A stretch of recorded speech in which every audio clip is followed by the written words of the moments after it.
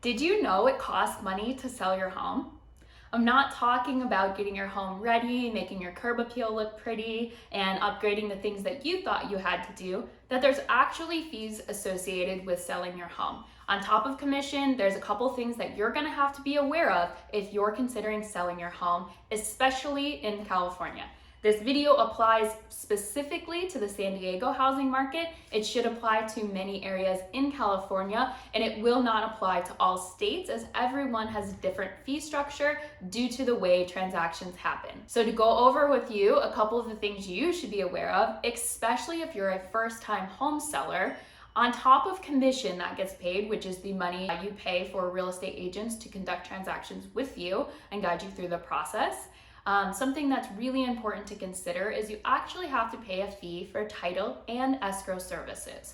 So often escrow is split between a buyer and a seller, but you will want to make sure you know approximately the amount that you will have to pay in both title and escrow fees.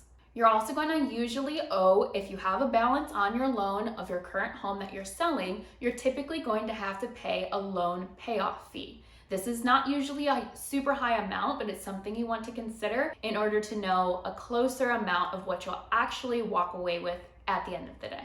There's also some miscellaneous smaller fees. If you have a condo, for example, there's an HOA transfer doc fee. Often these can be a few $100s. If you received an offer and you have an HOA, be aware if it's a shorter time frame to close, this might cost you a couple $100s to actually expedite the fees that the HOA will charge you in order to get the buyer the transfer docs. So how can you get all of this information together? What you will want is called a net sheet. It essentially is a breakdown of estimated fees and costs associated with selling on an estimated price that we think your home is going to sell for, and what it results in is it gives you that bottom line number of what you're expected to walk away with.